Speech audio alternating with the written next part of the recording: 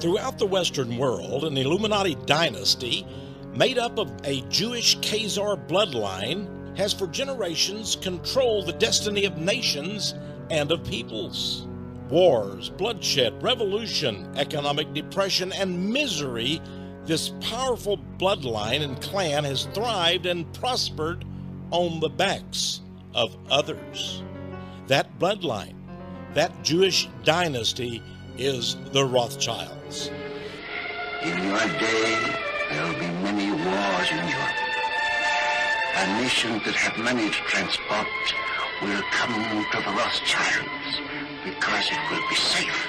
In this, the 21st century, such men as Lord Jacob Rothschild, his son Nathaniel, Eric Rothschild, David de Rothschild, are the undisputed masters of finance. They operate throughout Europe, in Switzerland, Italy, especially France, and in Great Britain, in the United States, and in Asia, and on the African continent. And their influence extends in the United States to the Midwest metropolis of Chicago, in the state of Illinois, where, incidentally, the zip code is 60606.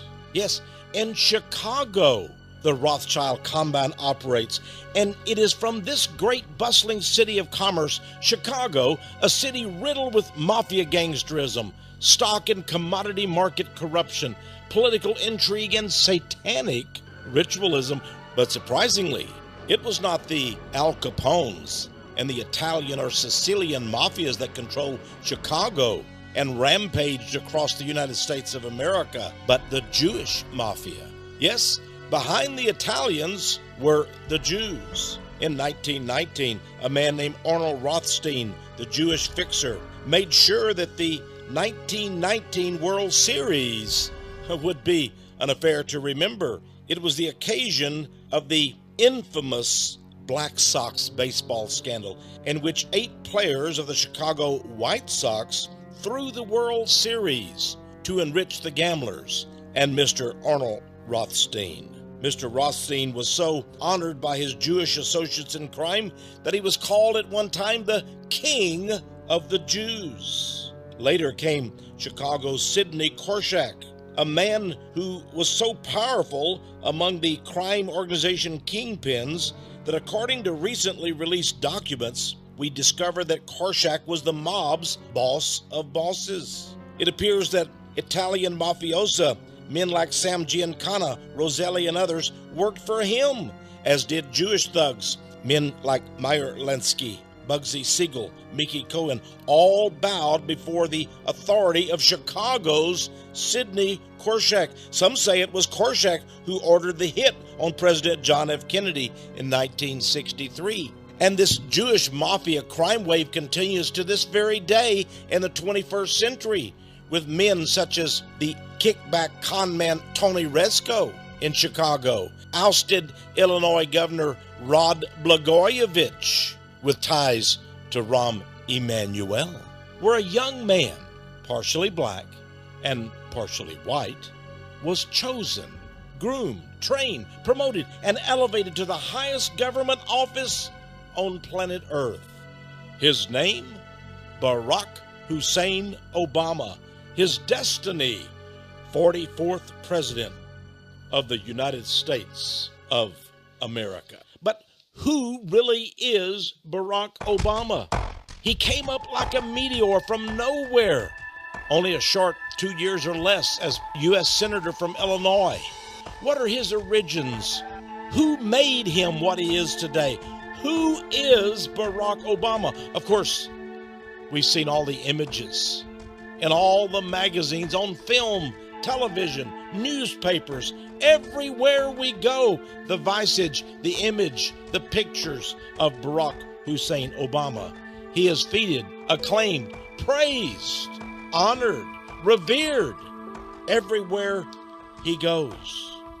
Newsweek called this ours the age of Obama.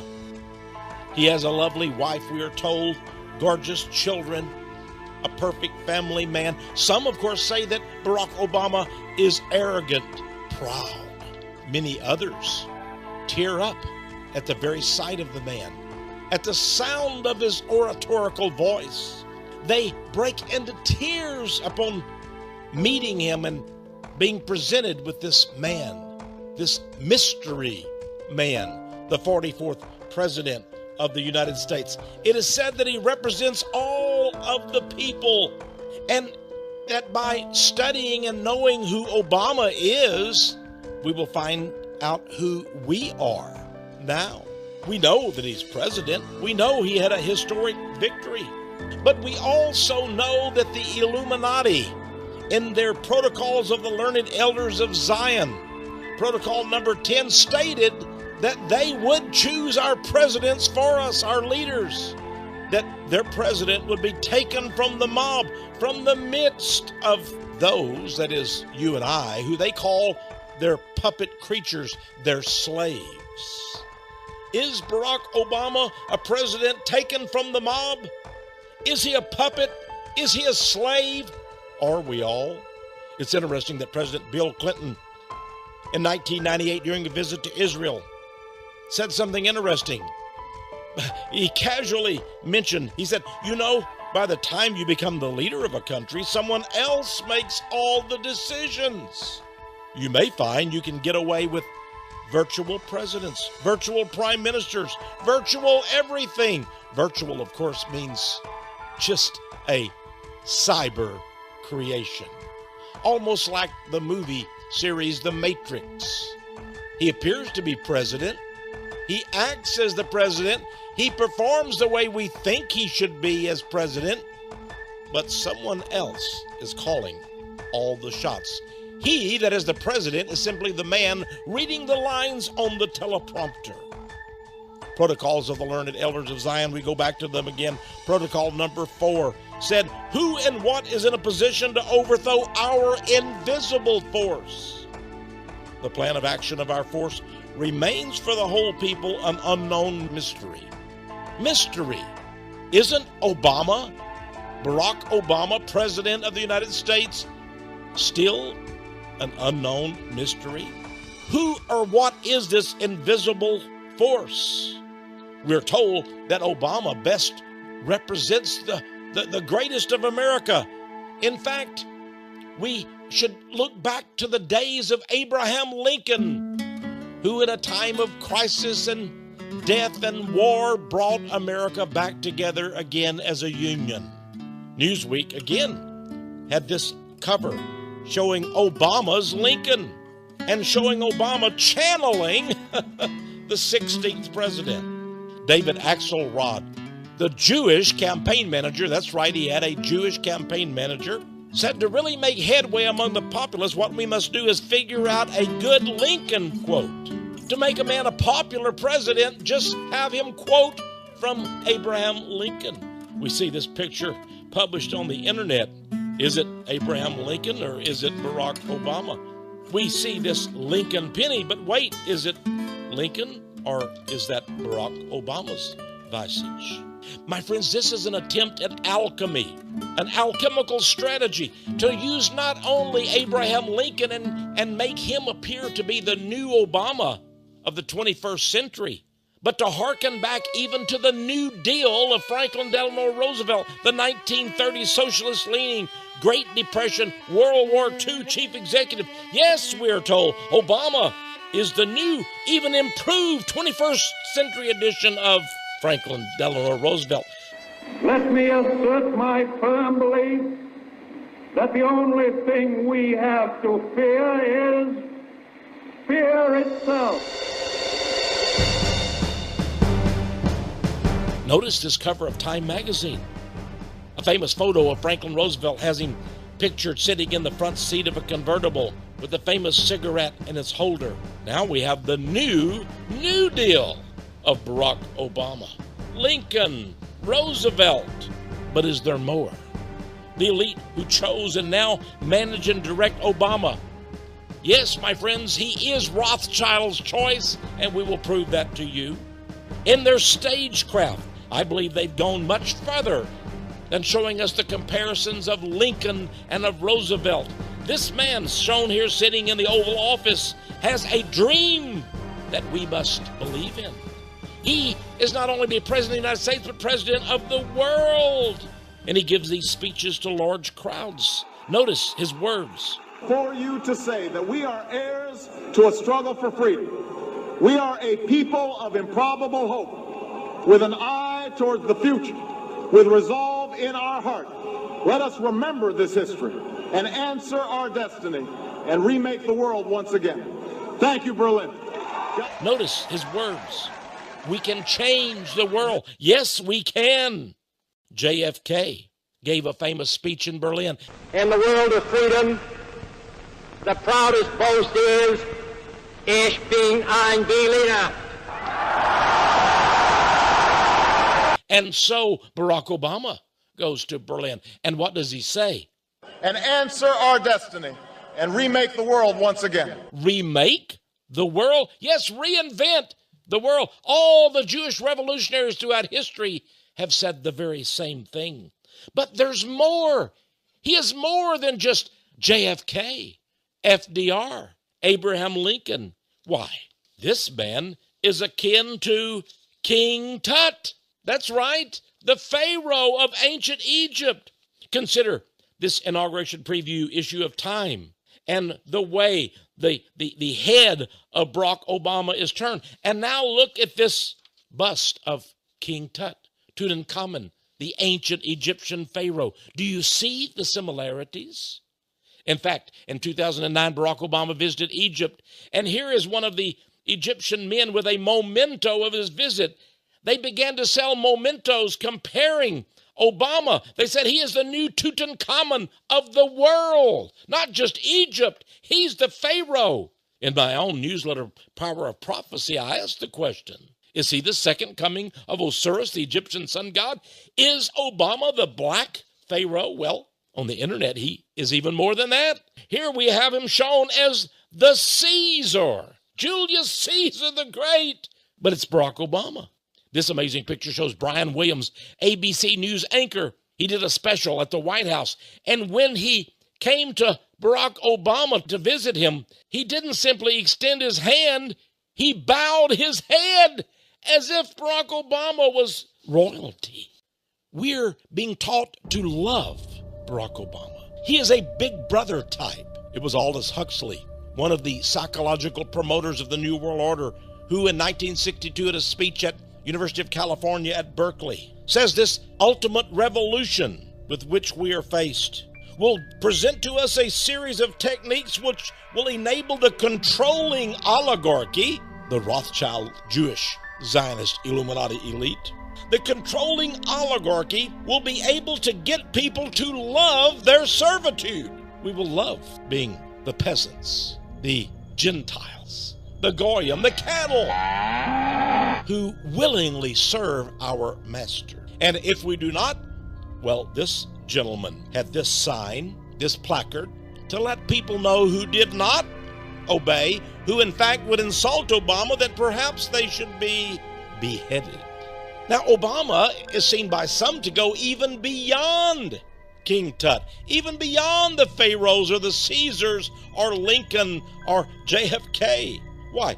He's compared to Spider-Man or to the all-intelligent Mr. Spock of Star Wars. He's a Superman. This indeed is Barack Obama standing in front of the Museum of Superman in the Midwest. He is the one. You'll remember the Matrix movies.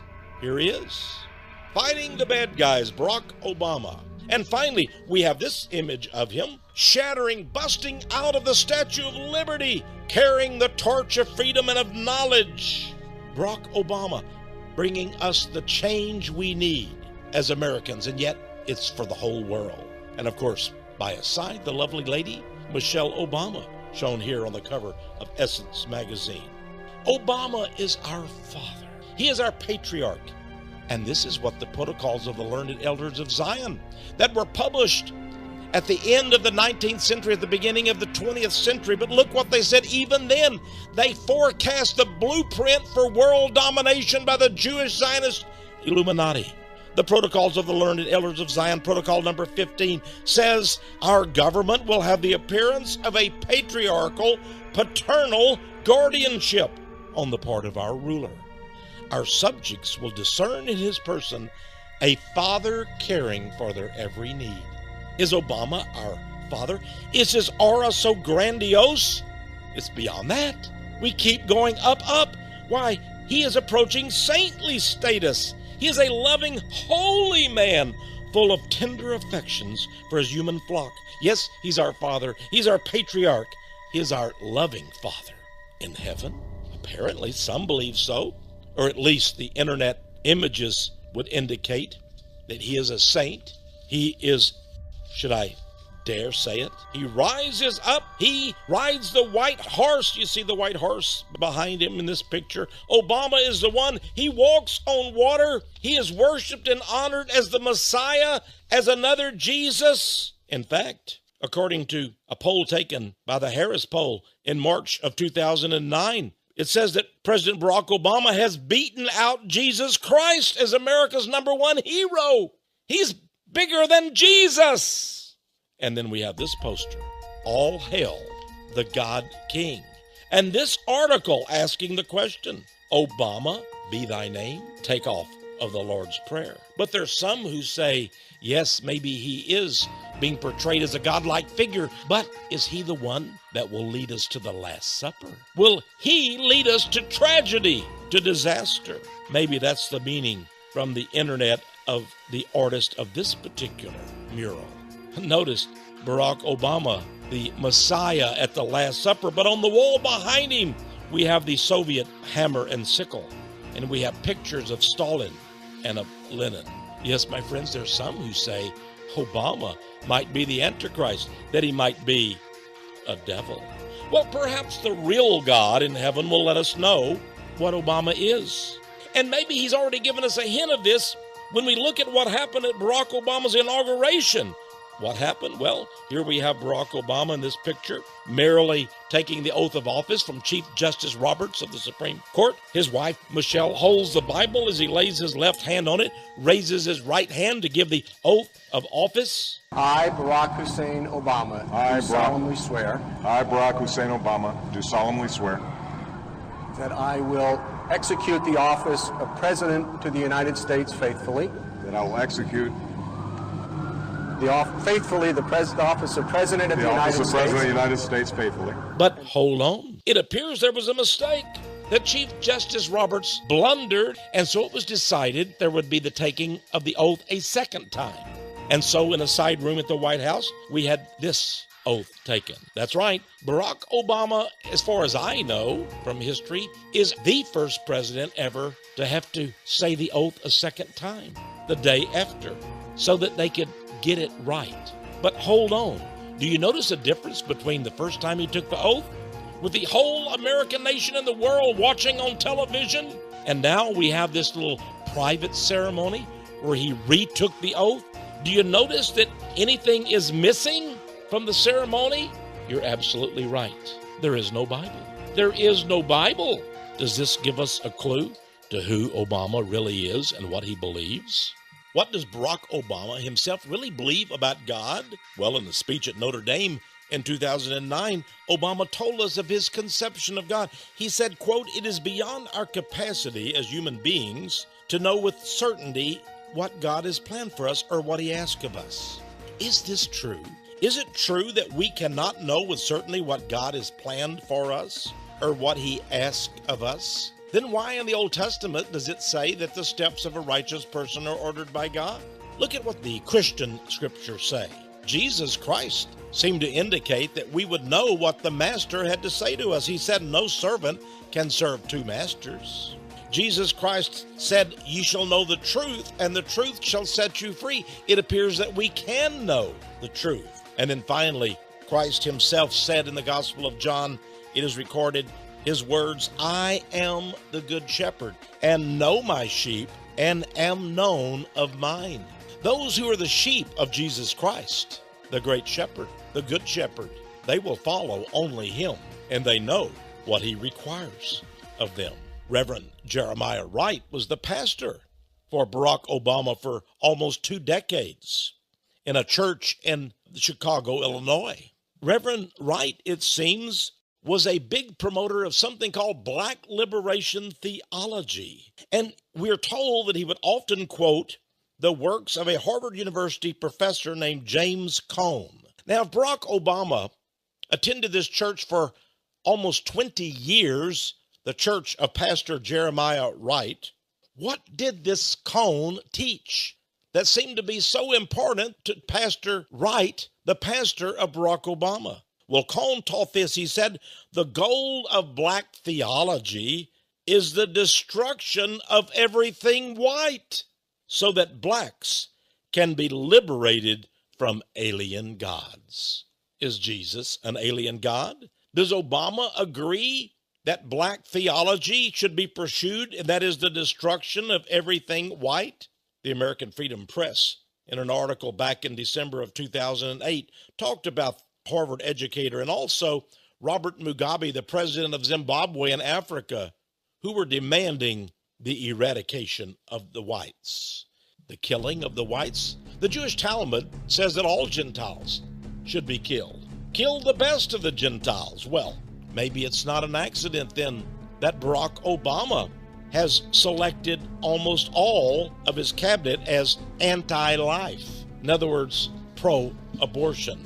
In fact, as a legislator in Illinois, Mr. Obama actually voted for partial birth abortion. Well, maybe the answer to who he believes is God or what is his conception of God can be found from one of the chief supporters of Barack Obama, a Jewish woman named Sarah Silverman, the comedian. She did commercials down in the state of Florida that helped Obama win that state during the election. She has done a HBO comedy video entitled, mockingly, blasphemously, Jesus is Magic. She makes fun of Jesus.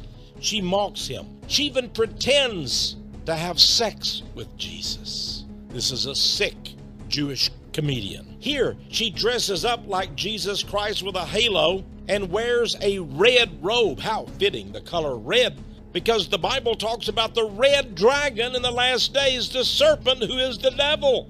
His color seems to be scarlet red, as is the whore of Babylon's. And here is Miss Silverman once again, but this time she wears a t-shirt. It's a red t-shirt, the red of Soviet communism, and she wears the Soviet communist red star. She's very proud of being a communist. What relationship does communism have with Rothschild and with Zionism? Well, Dr. Henry Makow, author of the outstanding book Illuminati, the cult that hijacked the world, on page 104 says this. He says communism and Zionism are Rothschild proxies, two pincers in the banker's plan for world government dictatorship. And communism and Zionism is currently masquerading as globalization. Certainly Barack Obama has given every indication that he is in favor of globalization, of global governance. It all works together. Communism, Zionism, Rothschild, bankers' plans, world government, dictatorship, globalization, says Dr. Makow. Ernest Elmshurst, in his excellent book, The World Hoax, back in 1938, said that Marx, and Karl Marx, of course, the founder of communism, the writer of the book Das Kapital and the Communist Manifesto, that he had a Jewish revolutionary program, that's really what it was, that became a reality in the Soviet regime. And a Jewish state was then in the making, and that one of the Zionist dreams had come true. The five-pointed red star of Zionism was adopted as the insignia of the Jewish Soviets and was made the national emblem of the USSR. Now remember this red-colored star with its 5 points. You see, the Rothschilds were called the Five Arrows, and the five-pointed star was one of their emblems. But there's more to Barack Obama than just being a puppet of the Rothschilds and of Zionists, although we'll learn much about that.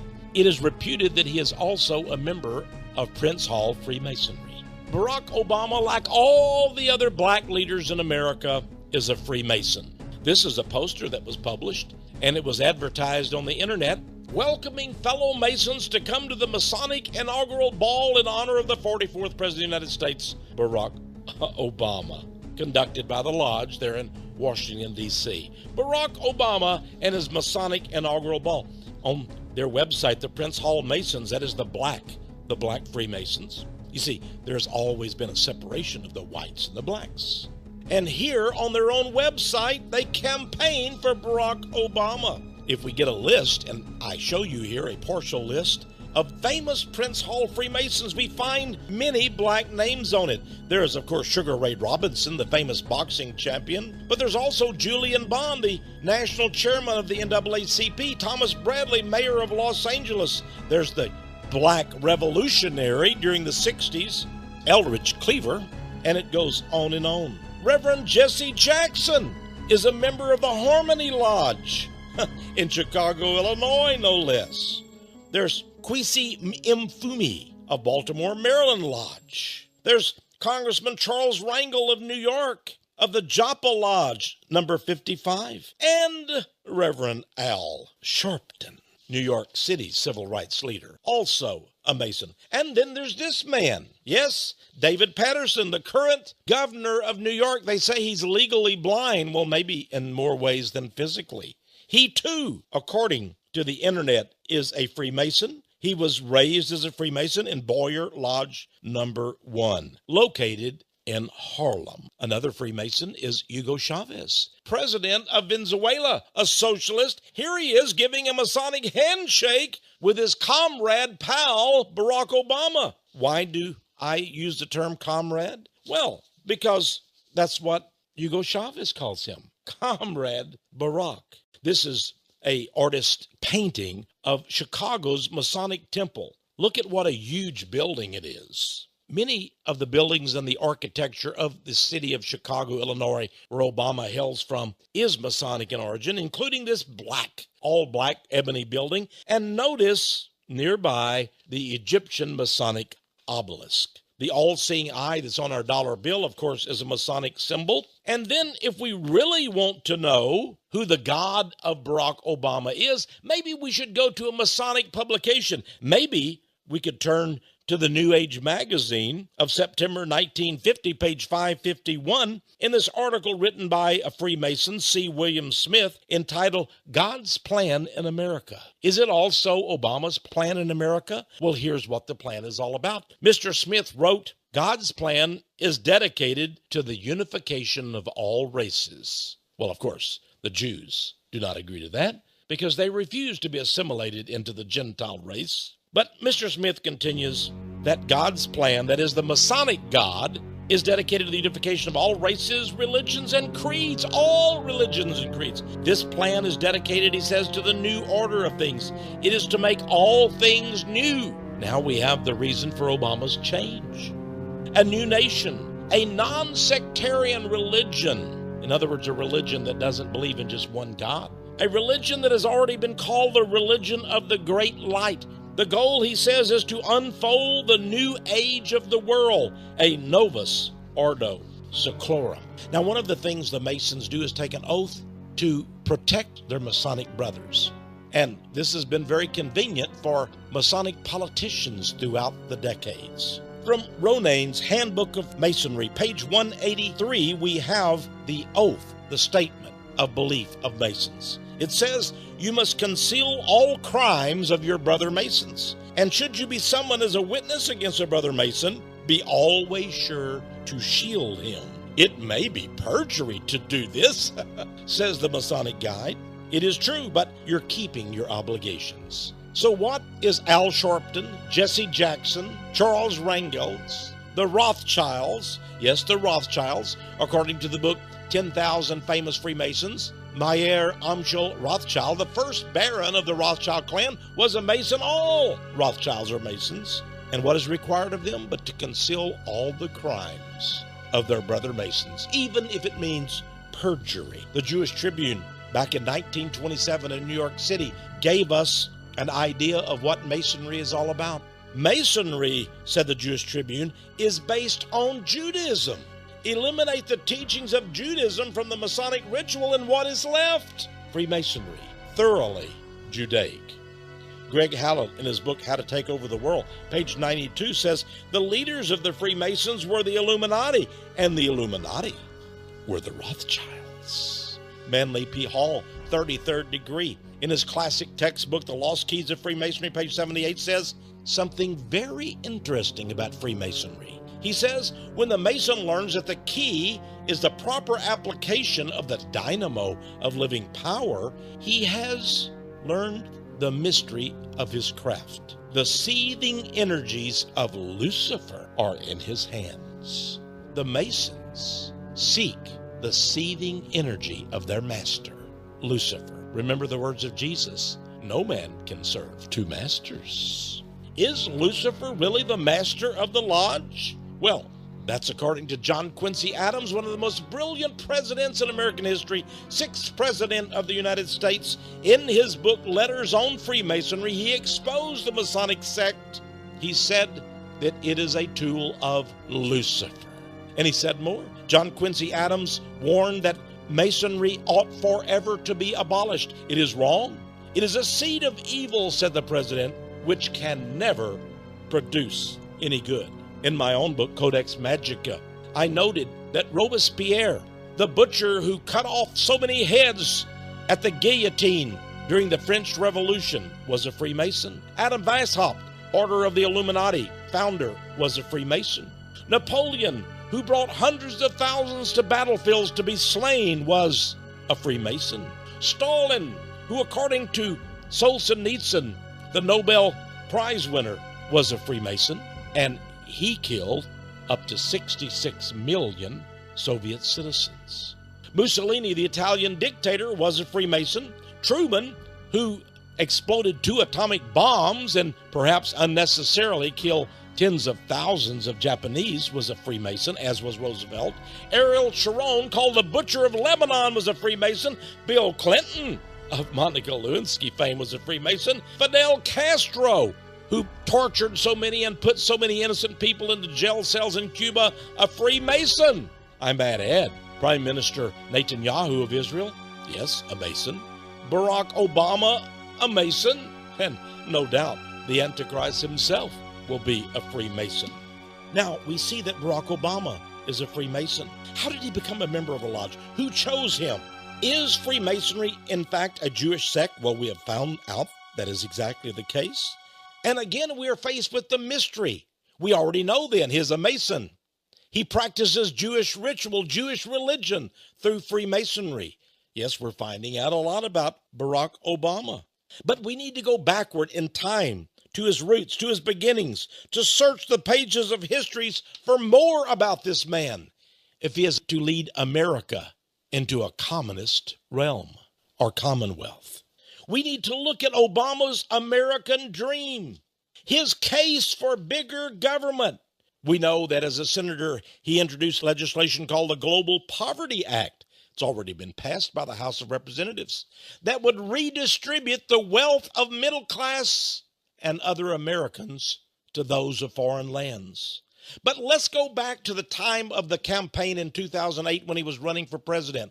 And I'd like to introduce you to some of the leaders in major American cities of Obama's presidential campaign. We go to Houston, Texas first. The Obama campaign was conducted from a giant warehouse building, and here's the director.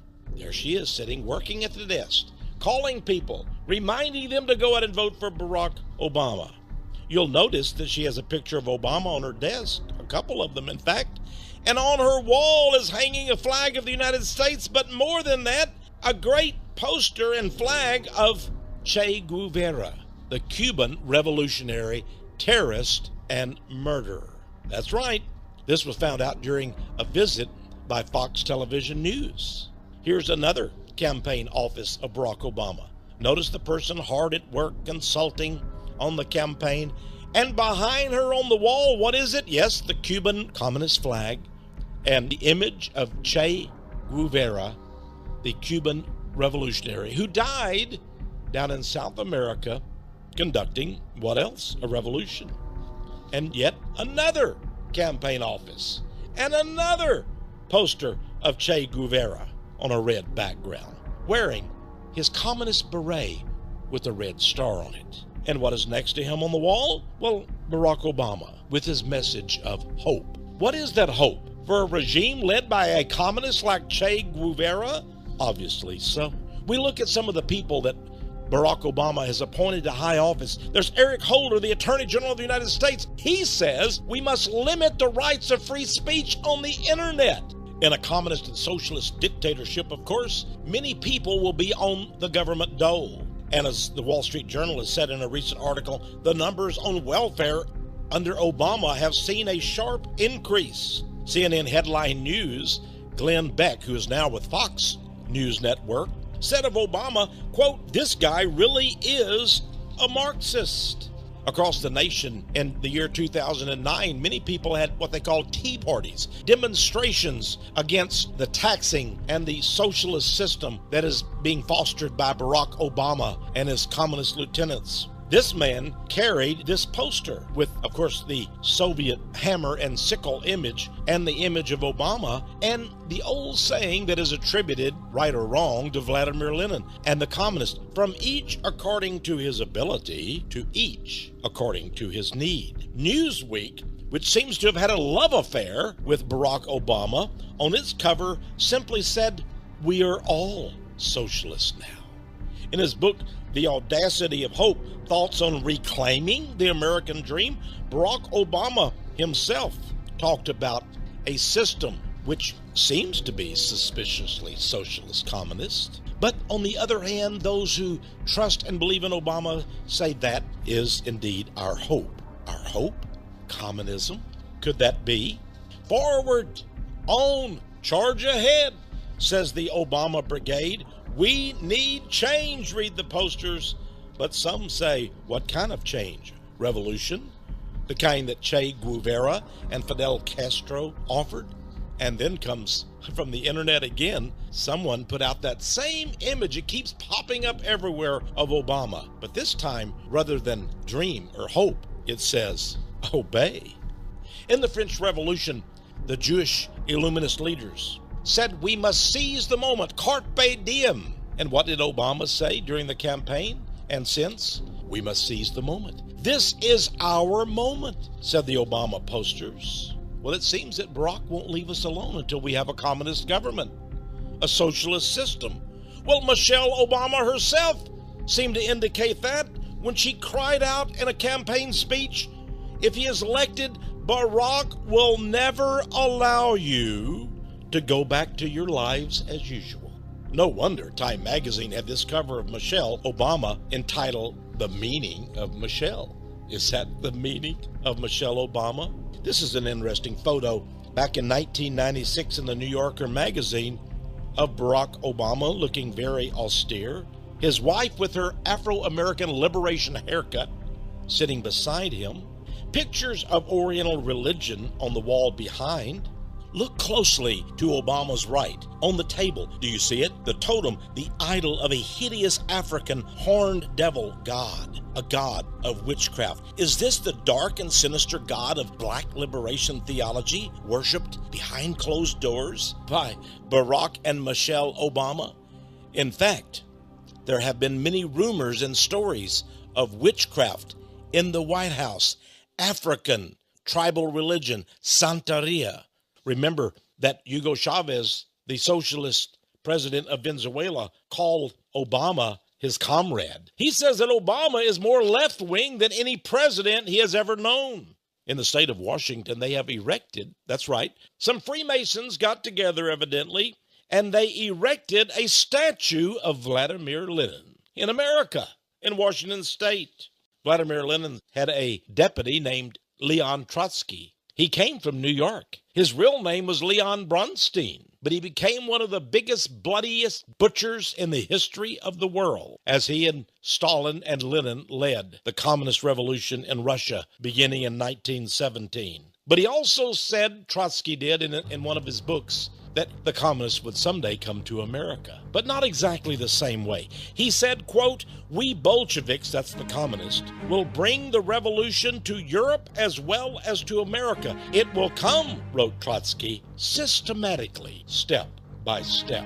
Is this also Obama's plan? In his book, The Audacity of Hope, Obama seemed to be at odds with the Constitution of the United States and with its founders, but he proclaimed that the founders of America's Constitution themselves disagreed about the meaning of the basic rights, such basic rights as freedom of speech and freedom of assembly. Barack Obama claims that our founding fathers were not averse to ignoring these rights altogether. Is that true? Well, of course not.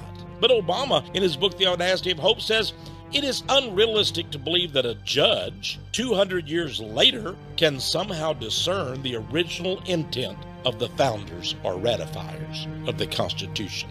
He is saying, dear friends, that even our founding fathers often ignored the Constitution and its Bill of Rights. Barack Obama is claiming that no judge now, 200 years later, can really know the original intent. Now, friends, our founders gave us nationalism. They gave us the United States of America, and we have shed a lot of blood to keep it that way. But Lenin, in his book on the Jewish question, page 17, says that Marxism is incompatible with nationalism. In other words, American sovereignty must go. Is it a surprise then that Zbigniew Brzezinski, former advisor to President Jimmy Carter and now a behind-the-scenes advisor to President Barack Obama, also agreed with Lenin? He states, quote, nationalism is no longer a viable concept. This man is advisor to Barack Obama. Please read for yourself what he says in his book, Between Two Ages. Brzezinski states that Marxism represents a further vital and creative stage in the maturing of man's universal vision.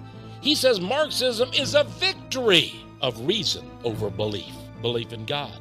It is no wonder then that one Christian writer, Bob Treves, in his excellent publication Cherith Chronicles, warns about Barack Obama and his presidency. Obama, said Mr. Treves, is truly a dark, shadowy character from the Marxist Mafia underworld.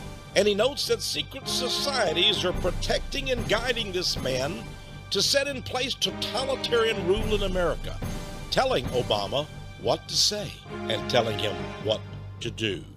But again, let's go to the words of Obama himself. Tell me, dear friends, do these sound like words of our founding fathers or the greatest of American presidents, or do they sound like they're words out of the mouth of a Marxist socialist? During the presidential campaign of 2008, Barack Obama had a rally in the state of Oregon. It's very interesting that he had an opening band that played music for him. The name of the band was the Decembrists. Here's a picture of them. They're dressed in Soviet garb, communist garb. Well, it seems that the Decembrist band is named after an 1825 revolt by communists over the Imperial Russian succession. It was called the Decembrist Revolt. It was an attempted early communist revolution. Now, this same band opens many of its shows by playing the Soviet Union's national anthem. And of course, they're waving the red flag of Soviet communism. Yes, Barack Hussein Obama, some say, could be the triumph of Marxism or communism. We continue to have indications of this. Here's a news item which says that in this book, The Secret World of American Communism, it's revealed that Senator Obama of Illinois shared an office with Communist Party leader Mike Kronsky. In Investor's Business Daily, we're told that Obama has an entire axis of Marxist friends. And there's more.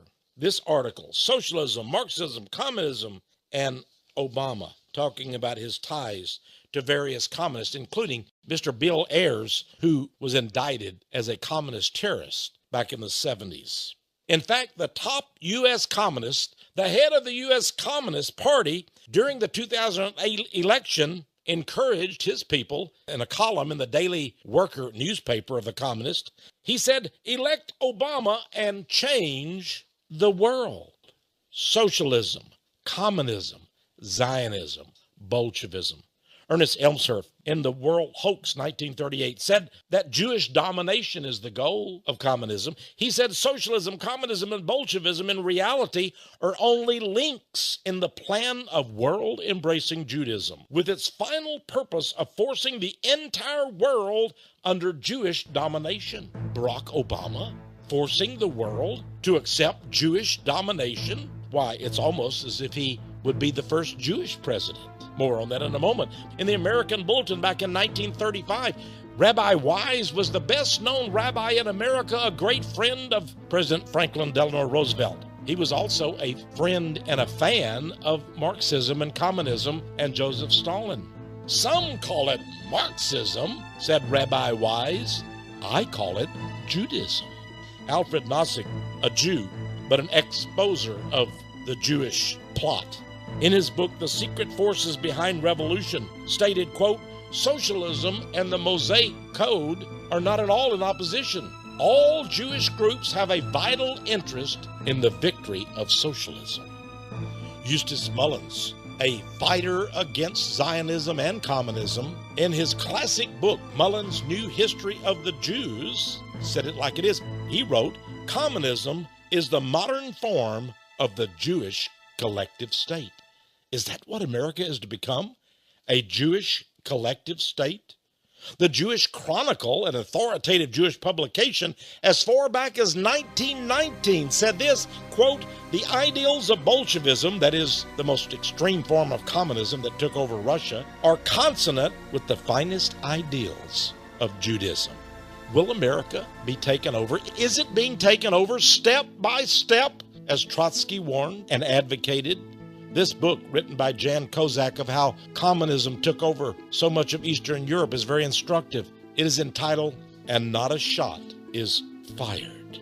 Again, we turn to the Protocols of the Learned Elders of Zion, Protocol number 10. They choose for political office the Zionist Illuminati, the Rothschilds, men with dark stains in their past. That's who they want. In order that our scheme may produce this result, we shall arrange elections in favor of such presidents as have in their past some dark, undiscovered stain, some Panama or other. Then they will be trustworthy agents for the accomplishment of our plans out of fear of revelations. What dark stain exists in Obama's past? Can we find such a dark stain? Is he being required by fear of revelation to go along with this Jewish Rothschild plot for the takeover of America and the world? Let us study the history of Barack Obama from infancy and see what we can find. Here, we're told is a picture of his father, who comes from the nation in Africa of Kenya, who met his mother, Stanley Ann Dunham, and produced Barack Obama. She was evidently his third wife. He had two back in Africa.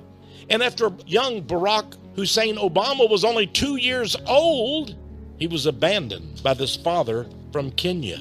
Now, a time or two the father did visit. Here from San Francisco at the airport, we see the father holding his arm around young Barack Obama. It's amazing, even though his father abandoned him and his mother, Ann Durham, at the age of 2, nevertheless, Barack Obama was led to write an entire book. Here is a cover of that book, Dreams from My Father. What dreams might he have attained from a father at the age of 2?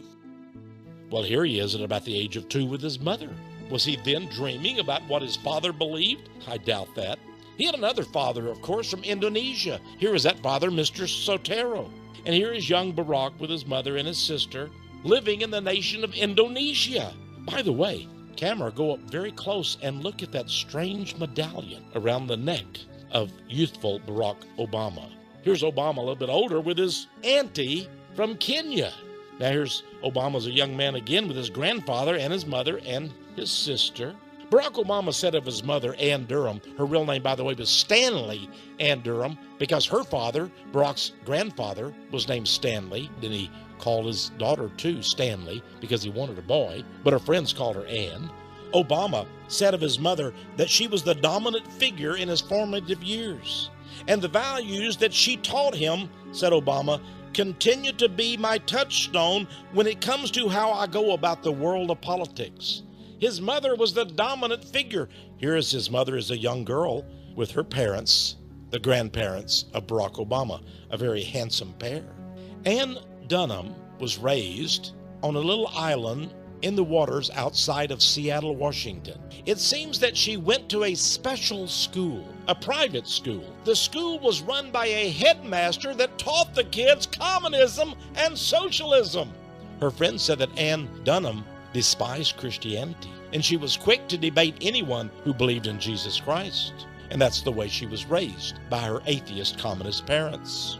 And Obama says that she was the most formative influence in his political thinking. But we can go further. His grandparents obviously helped to form his thinking. Who were these grandparents? What were they all about?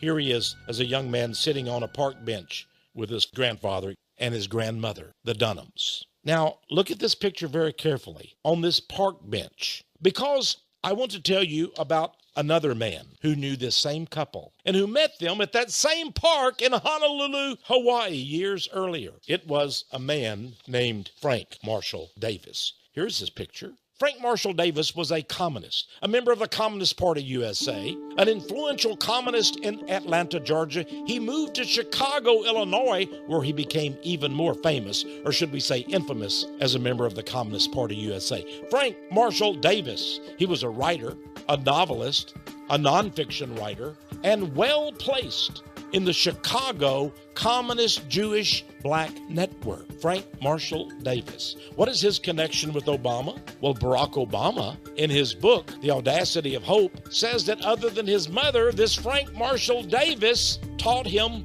everything practically he needed to know. He taught me what I should think. He taught me my political ideas. Frank Marshall Davis was the mentor of young Barack Obama from the time he was a little boy all the way through his high school years, a member of the Communist Party USA. But Frank Marshall was much more than that. Some say he was Barack Obama's real father. Some have connected the dots. Yes, is his name really Barack Obama, or is it Barack Davis? What do we know about Frank Marshall Davis? One of the things we know is that he used a pseudonym in writing. And one of the books he wrote, this is a picture of the cover. I'm not going to show it all to you because, well, I don't want you to see it all. It's too sordid. It was published by Greenleaf Press, by the way, a very liberal, pinko, pro-homosexual press. It was entitled Sex Rebel Black, written by Frank Marshall Davis, a member of the Communist Party USA, who was sent from Chicago to Honolulu, Hawaii, to open up a Communist Party cell, and disguising himself as Bob Greene, Greene, who really was a white Jewish columnist for the Chicago Tribune that is owned by a Jewish Zionist billionaire named Samuel Zell. What a web we weave when once we practice to deceive. What does this book say? Sex Rebel Black by Frank Marshall Davis, who in his own autobiography, Barack Obama says was his chief mentor, his teacher of political ideas. You'll find that he says that he was so sexual that he loved to have swinging parties with white women, black men, white men. He was a bisexual, a homosexual. He says he only wished he was born with 2 sets of genitals. He was so full of sexual lust. But he also says that he met a certain white couple who were visiting Honolulu at the time. They had come over from Seattle, Washington. He met them while he was trolling the park for sexual partners. And so enthused they were with meeting Mr. Davis that they had decided to move to Honolulu, Hawaii. This is the guy who was picked by Barack Obama's white grandfather, Stanley Dunham, to be Barack Obama's mentor.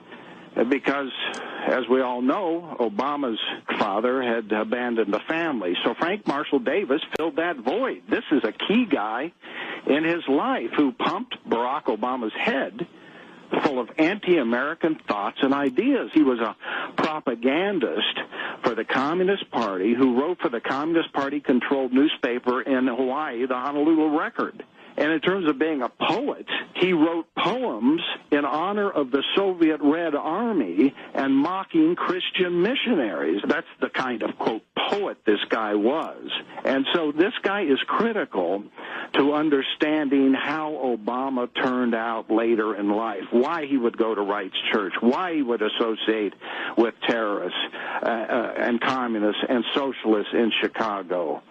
This is the key to understanding Barack Obama. What we do know is that Barack Obama, although he was half black and half white, was educated in virtually an all-white school. Here he is as a member of the all-white basketball team. He left that high school and went to Occidental College, another prestigious university, mostly white in California. But after that, He went off to another, even more prestigious school, Columbia University in New York, and then after that to Harvard University, one of the most prestigious in the world, where he became president, and you see him carrying the scepter of the Harvard Law Review. From Harvard, he went to Chicago, the previous home of his mentor, Frank Marshall Davis, who meant so much to the education of Barack Obama. And this brings us to this quote by Dr. Henry Macko in his book, Illuminati, the Cult That Hijacked the World. Take a moment to digest what Dr. Macko was saying. He says the Illuminati take a child and manipulate things behind the scenes for him. They open up all the right doors for this person. They get them the grants they need, the money, the schooling, everything that's needed for their career. And of course, they use mind control on the young person. The end product, says Dr. Macko, is that you end up with somebody who is a politician highly qualified for what they are doing. Barack Obama, Dr. Henry Macko writes, fits this description. The Manchurian candidate, or should I say, the Rothschild Frank Marshall Davis candidate. Remember, the same Dr. Henry Macko informed us that communism and Zionism are Rothschild proxies, two pincers in the bankers' plan for world government dictatorship masquerading as globalization. This wasn't the first young man the communists chose and that the Rothschilds affirmed as their choice for high political office. Consider the Communist Party USA. One of the presidents and leaders of the Communist Party, almost from its inception, was a man named Gus Hall. Here's Gus Hall, encouraging people, by the way, to vote communist, shaking the hand of a black man. The Communist Party USA also always claimed to be the benefactor and champion of black civil rights. Gus Hall's real name was Jewish, of course. Like many Jews, he disguised himself in his name. His real name was Arvo Gustav Hallberg. So he just called himself Gus Hall so no one would really know. Gus Hall, who was elected the Communist Party USA General Secretary, was so beloved by Stalin and the communists that he was actually awarded the Order of Lenin.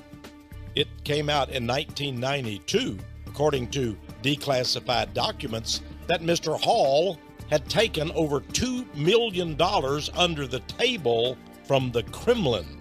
Mr. Hall, like all the communists, claimed that they were great supporters and embracers of the black civil rights movement. For example, Martin Luther King received covert communist support, had many communist connections. Was that really his dream? President Lyndon B. Johnson was told by the FBI director, J. Edgar Hoover, that in fact, Martin Luther King was a communist. Then we have Al Sharpton. Al Sharpton is active today, preaching and pontificating. We don't know about his communist connections, but we know of the billionaire Jews that support Al Sharpton. And of course, he is a pal of Barack Obama. And then there's Jesse Jackson. Oh, yes, the premier civil rights leader. He cried when Obama was sworn into office. Jesse Jackson was a lieutenant of Martin Luther King. And of course, the Jewish billionaires have long supported he and his Operation Rainbow Push in Chicago. It seems that the Jews then are backers of the blacks. Well, the blacks are Gentiles. They are non-Jews.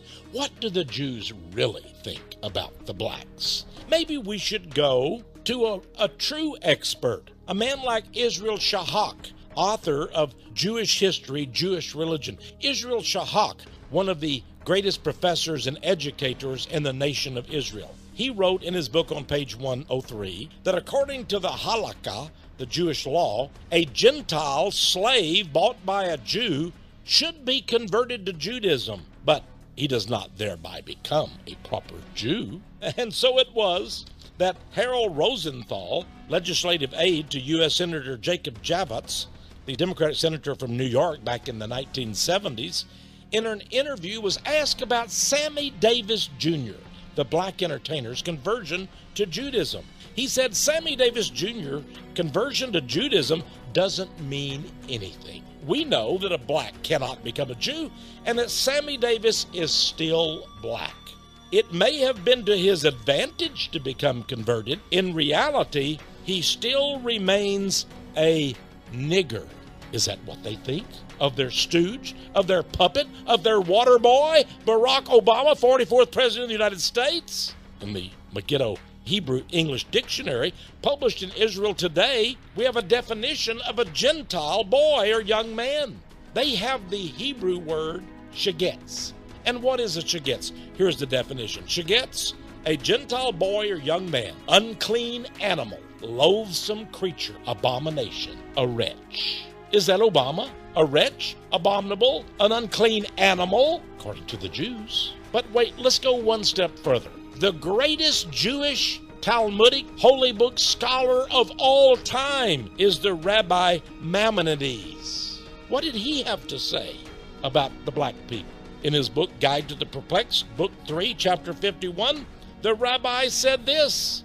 He said, quote, the nature of the Turks, that is the Mongol race, and the blacks is like the nature of mute animals, and they are not on the level of human beings. And their level, said the rabbi, is below that of a man and above that of a monkey. How nice. Barack Obama then, as is Jesse Jackson, as is Sammy Davis, or was Sammy Davis Jr., as is the Reverend Al Sharpton, on a level less than a man, but thankfully above that of a monkey. They remain niggers, according to the Jews. In 1935, Myron Fagan, in his audio tape expose, The United Nations is Spawn of the Illuminati, the Communist Party's Workers' Library publishers issued a pamphlet entitled The Negroes in a Soviet America. It urged the Negroes to rise up and form a Soviet state in the South and apply for admission into the Soviet Union. That's what they wanted to use the blacks for. Revolution, to bring about a communist America. They wanted them as puppets. No wonder Ernest Elmshurst, in his book The World Hoax, said that the Jews realized the strategical advisability of parading ambitious Gentiles as head of their organizations. R. Wilton, a Russian correspondent for the London Times, as far back as 1920, said this. He says the Jewish domination is supported by certain Gentile Russians, but they are mere screens and dummies, behind which the 1,001 Jews of Soviet officialdom continue their work of destruction. They place in positions of power Gentiles, black or white, but behind the scene there are 1,001 Jews committing the works of destruction. Barack Obama, half black, half white, but according to the Jews, all nigger. But this is their words, not mine. I think it's disgusting from a Christian standpoint. But it's interesting.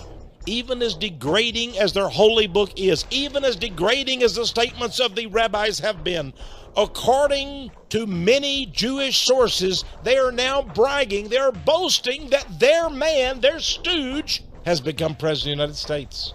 Now here's evidence. In Haaretz.com, the official, practically daily newspaper of Israel. This was also published in the Jewish World. Some Chicago Jews say Obama is actually the first Jewish president. This was written by a Jewish reporter, Natasha Motskovaya. She writes, quite a few of Barack Obama's friends from the past have popped up recently. In the Chicago Jewish community, she says, many people really are longtime friends of the president-elect. And some of the older people in the Jewish community say that they raised him, while others have jokingly called Obama the first Jewish president. They raised contributions for him, that is money.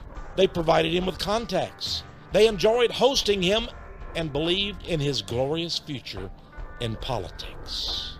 And then she gives a list of well-known Jewish movers and shakers in Chicago and how they are behind the meteoric rise of Barack Obama. Isn't it interesting that they like to pretend and tell us that Barack Obama might be a secret, covert Islamic spy? But in fact, it's the Jews.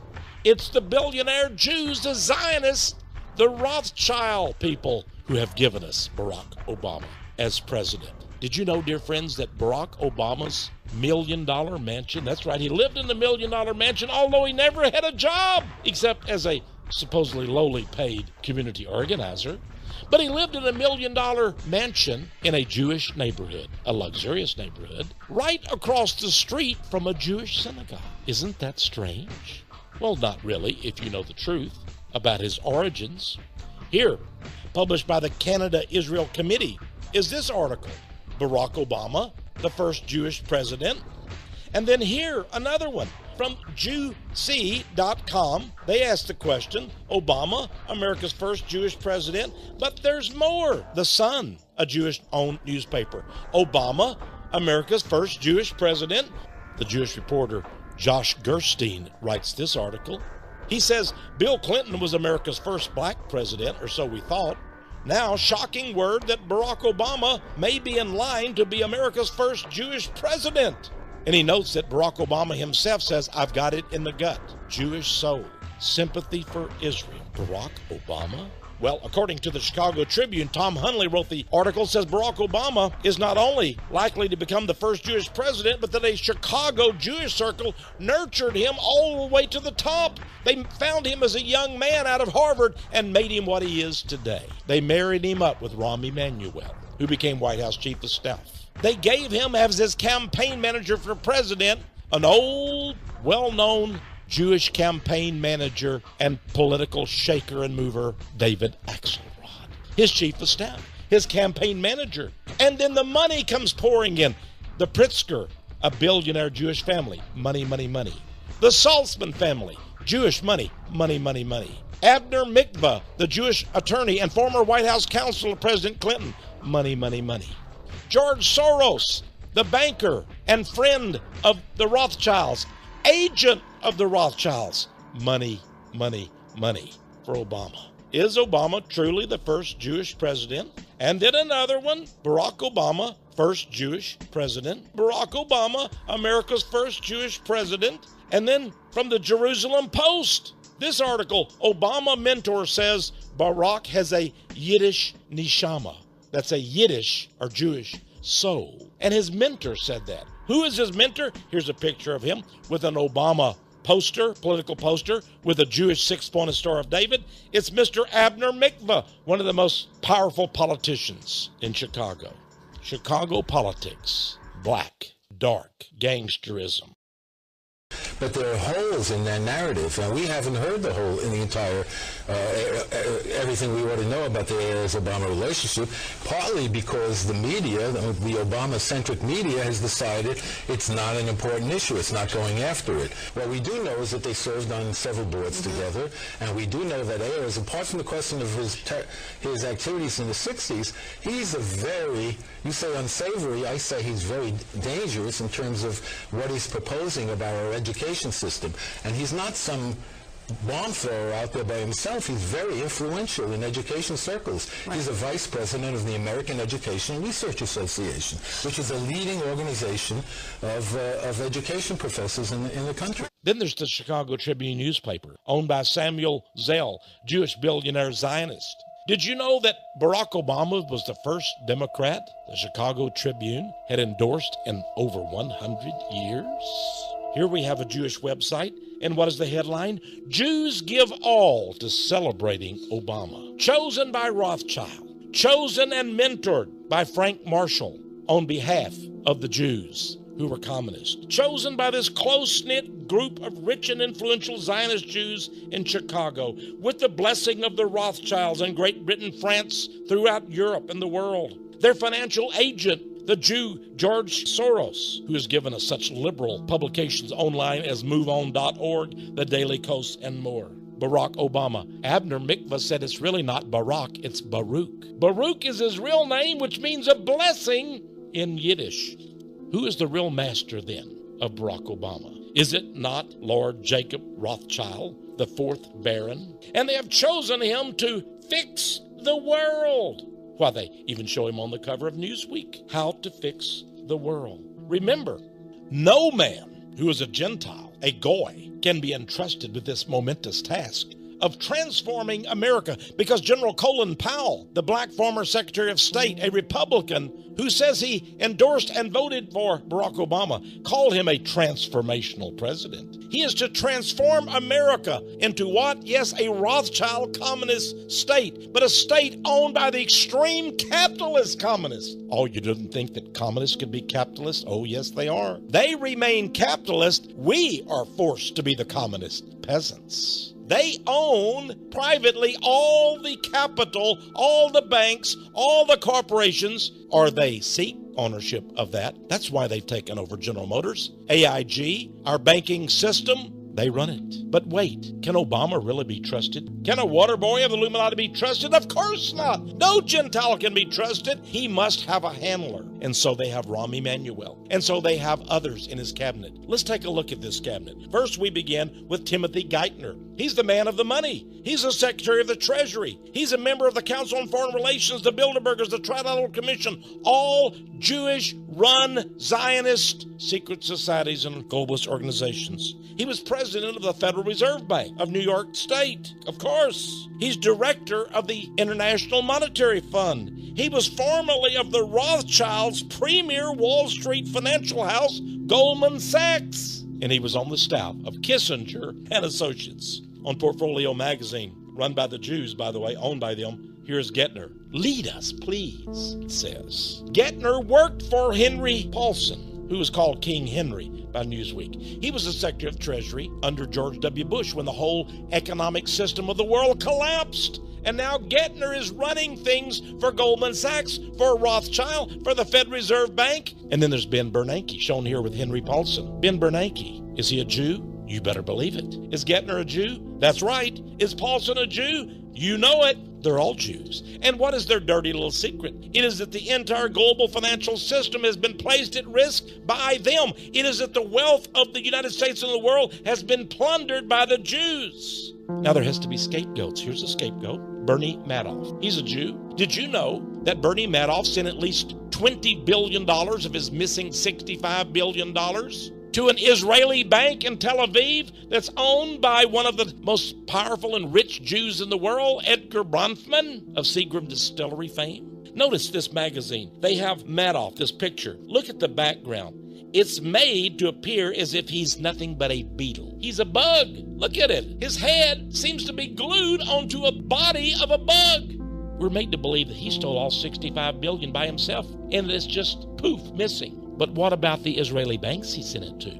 Is that where the money is? Should we understand that Bernie Madoff not only was head of NASDAQ at one time, one of the largest stock market exchanges in the world, but hold it, he was also the head of the American Jewish Congress. The American Jewish Congress, that's a coalition of all the Jewish organizations in America. Edgar Bronfman, the banker from Canada, was head of the World Jewish Congress, and Madoff was his lieutenant at the American Jewish Congress. What happened to all the money when America's financial system collapsed? Why are we now suffering so? Why are there new hard times? Even Time magazine shows a suit line. We're back nearly to the 1930s, they say. Every day the jobless rate goes up. What happened to the wealth of America? Was it just destroyed? Oh no.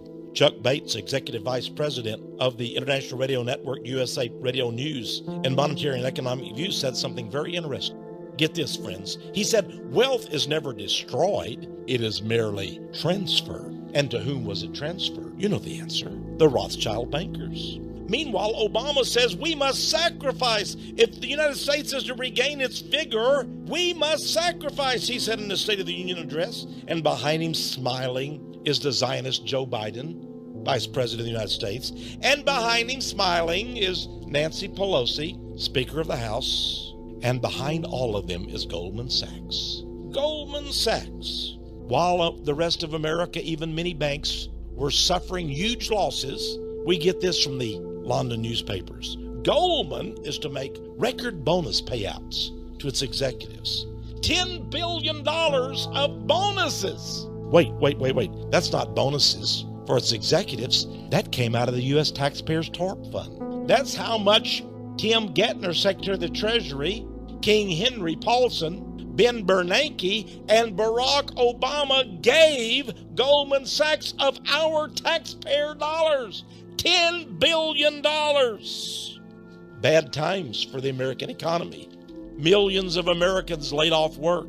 But according to Business Week, July 6, 2009, look what it says. Bad times are good times for Goldman Sachs, the Rothschild-connected firm. Here you see in Business Week a picture of the CEO, the head of Goldman Sachs. Is he a Gentile? Are you kidding me? His name? Lloyd Blankfein. Lloyd Blankfein, another Jew. Aren't they all? And then we have this from the internet. Barack Obama. He's just another captured pawn of Goldman Sachs Wall Street. Can that be? Don't we have agencies that protect us? Well, there's the FDIC. Very strangely, look at this logo. The number 33 from 1933. 33 is the highest level of Freemasonry. And there's the double-headed eagle, the two heads of Freemasonry. There's the Masonic square and key. Is the FDIC secretly a Masonic organization? It's meant to protect us and to protect us from banking fraud. Here is Sheila Bair. She's the chairman of the Federal Deposit Insurance Corporation, sitting at her desk. Is she Jewish? You better believe it. But wait, if the FDIC can't protect us and the banks, if the President of the United States is a Zionist puppet, we've got Congress, don't we? How about the chairman of the House Banking Committee? Will he protect us? Think again. Here he is, Barney Frank. He's a Jew. He's a homosexual. In fact, some years ago, it was discovered that he and his homosexual lover were running a homosexual brothel from his residence. He's the one who is to police the Jewish-owned banking system of the United States. No wonder Gerald Celente on Fox Business Television in June of 2009 said this. When asked about Wall Street in Washington, D.C., and could Washington, D.C. clean up a corrupt Wall Street, he said this, laughingly almost, Wall Street is Washington, D.C., and Washington, D.C. is Wall Street. We go to the secret societies and we see all of them are Jewish-run, and that Obama has brought in his administration all the top dogs from the Council on Foreign Relations, from the Trilateral Commission, from the Bilderbergers. Henry Kissinger is advising him. In this article, we read CFR, that's the Council on Foreign Relations, unveils their global governance agenda. The CFR. Is Obama connected? Oh, yes, he was nominated for membership while he was a senator in the Council on Foreign Relations. And here he is speaking at a meeting of the Council on Foreign Relations. Here's Henry Kissinger, who's one of the top dogs of the CFR. And who is he with at a CFR meeting? You got it, the former chairman of AIG, an insurance corporation that gave billions to Goldman Sachs and received $200 billion from the U.S. Treasury. Here's David Rockefeller, former chairman of the Chase Manhattan Bank, banker, one of the directors of the Council on Foreign Relations. Here he is having a toast, a little drink, with a man named Richard Haas, who happens to be the president, or did happen to be the president of the Council on Foreign Relations. Richard Haas. Is he a Jew? Yes, he is. And what is he doing today? Well, he has been given a new position in government.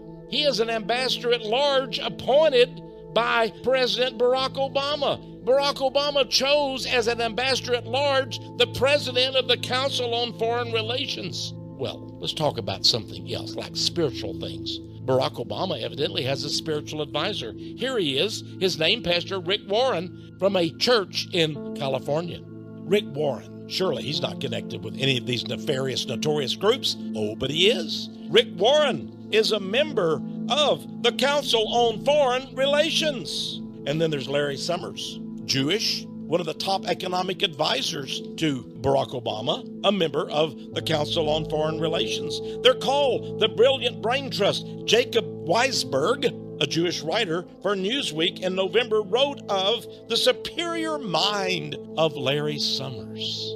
Notice he's standing in the very same position, very same cold, stern, sober look on his face as did Henry Kissinger. It seems everywhere you turn, CFR members are in the Obama administration. Is that change? The AmericanFreePress.net asked the question, change? They noted that the Obama inner circle is filled with Bilderbergers. They meet in places like Greece, Long Island, New York, Italy, hidden places. And guess who attends their meetings? You're right, people like Timothy Geithner, Henry Kissinger, Richard Haas, David Rockefeller. George Soros often attends as well, meetings of the Bilderbergers.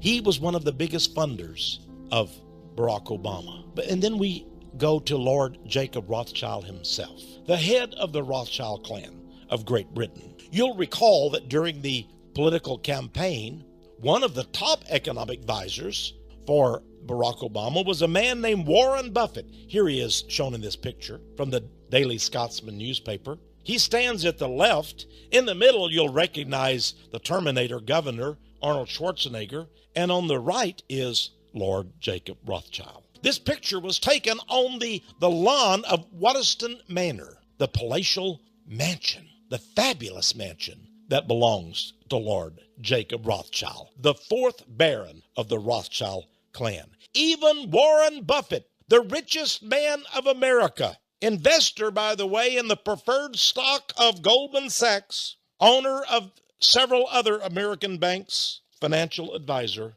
to candidate Barack Obama, evidently in the pocket of Lord Jacob Rothschild. Now you know who chose Arnold Schwarzenegger to be governor of California. In fact, this picture was taken just 4 months before the election of Arnold Schwarzenegger as governor of the Golden State of California. But if that wasn't enough, in his own family, Obama has somebody to watch over him. Here is a man you may not recognize, but it happens to be a Jewish rabbi. Oh, yes, he's black. And oh, yes, you can be a black man, but you'll never be a Jew.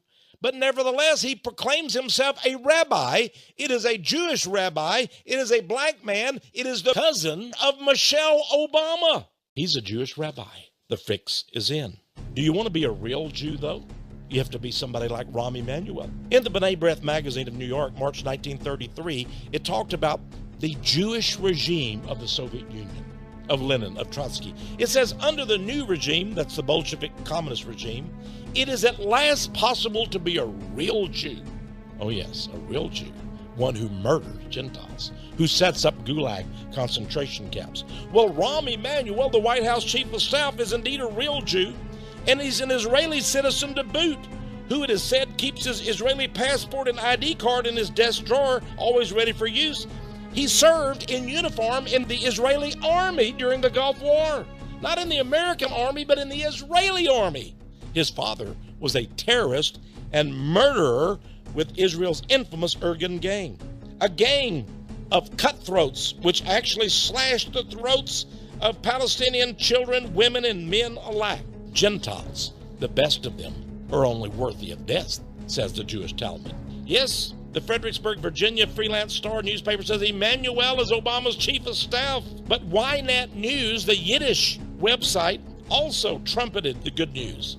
Obama's Israel advisor. Will he be the next White House chief of staff? Well, Haaretz.com, the daily news source of all of Israel, answered that. Obama's first pick, his very first pick for his cabinet in his office, Israeli Rahm Emanuel as chief of staff. Notice that. Not an American, but an Israeli was made chief of staff. Even Haaretz, the daily website and newspaper of the nation of Israel themselves, said that Obama's first pick is an Israeli, Rahm Emanuel. Then writer Christopher Bolin commented on it in an article entitled, "The Israeli Who Will Run the Obama White House." The Jewish Press newspaper, the largest independent Jewish weekly in the world, had this article on it. It was headlined, "Obama's Pick for Chief of Staff, Committed Jew, Political Attack Dog, Rahm Emanuel." This was a strange item out of the Idaho Observer, commenting on Rahm Emanuel. It seems that shortly after the inauguration, Obama was meeting with House Speaker Nancy Pelosi, when Obama's chief of staff, Rahm Emanuel, began cracking his knuckles. The president reportedly requested that Emanuel cease cracking his knuckles. At that point, Emanuel held up an offending knuckle up to Obama's left ear and, like an annoying little brother, snapped off a few special cracks.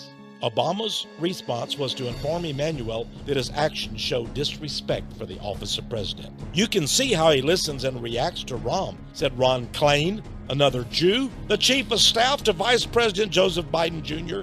"You can see that his opinion is being shaped." The president's opinion is being shaped. And who said this? Why, the chief of staff to Vice President Joseph Biden. And who is he? A Jew! The White House chief of staff to President Obama is a Jew. The Vice President's chief of staff is a Jew. The Secretary of Treasury is a Jew. The head of the Federal Reserve Board is a Jew. Jew. Friends, only 2.5% of America's citizens are Jews. 2.5% of all Americans are Jews. But they run the Obama White House. And they themselves have identified in their own publications Barack Obama as America's first Jewish president. By the way, here's Rahm Emanuel showing what an idiot and evil man he is. On the day of inauguration, he thumbed his nose at other congressmen, as if to say, ha, ha, ha, ha, ha, we're in charge now. A scary man. He once took a butcher knife and pictures of Bill Clinton's enemies. You see, the same Rahm Emanuel also was an advisor in the White House of Bill Clinton, and it is said by insiders that Bill Clinton was afraid of him, and he told Bill Clinton what to do. He's the man who planted Monica Lewinsky there so that the Jews could blackmail Bill Clinton. And then when Congress voted to impeach Bill Clinton, insiders say that Rahm Emanuel took a butcher knife and pictures of the leading Republican opponents. And they held a staff meeting of the cabinet with President Clinton. And Rahm Emanuel took the butcher knife and he took each picture of the Republican enemies and he stabbed them. He said, this man, dead man. This one, dead man. This one, dead man. He once got angry with an opponent, a political opponent, and he took a dead fish and sent it to the man, to his enemy, by mail. And what does that mean in the Jewish Mafia, or even the Sicilian Mafia, to receive a dead fish in the mail? I think you know. It was Rahm Emanuel who stated it, and it was quoted in the Wall Street Journal. You never want a serious crisis to go to waste. And what I mean by that is an opportunity to do things that you didn't think you could do before. Don't let a crisis go to waste. Which reminds us of what the Illuminati revolutionaries in France said, carpe diem, seize the moment. It reminds you of what Barack Obama said, this is the moment. Rahm Emanuel, the man who is infamous for using the F word, and yet people are afraid of him. Dick Morris, who was the chief political advisor to Bill Clinton, had this to say on Fox News. Clinton never told the truth to Emanuel. He constantly cut Rahm out. He was afraid of him because Rahm was always in business for Rahm, and Rahm would leak to the Washington Post. He would always make sure his image was perfect, and he had in the back of his mind the political career he now has. And Obama is making a huge mistake in picking this guy because whenever he does something this guy doesn't like, he's going to read about it on the front page of the newspaper. What? Dick Morris, himself Jewish, by the way. Rahm Emanuel is a bad sort, he said. And even the President of the United States, Bill Clinton, was scared of him. Is Barack Obama scared of Rahm Emanuel? Well, evidently he's carrying on a love affair with Nancy Pelosi.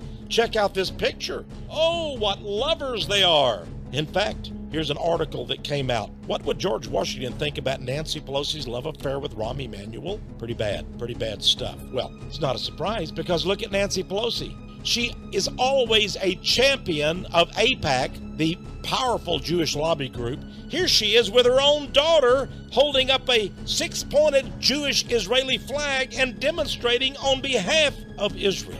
It was U.S. Senator Ernest Hollings back in 2004 that talked about the power of the Jewish lobby and how they control the U.S. Congress. He said you cannot have an Israeli policy other than what AIPAC, that's the American Israel Public Affairs Committee, gives you around here. I can tell you, he said, no president takes office, I don't care whether it's a Republican or a Democrat, that all of a sudden AIPAC will tell him exactly what the policy is. Now look at Obama. Look at his slavish devotion to Israel. He is indeed Rothschild's choice.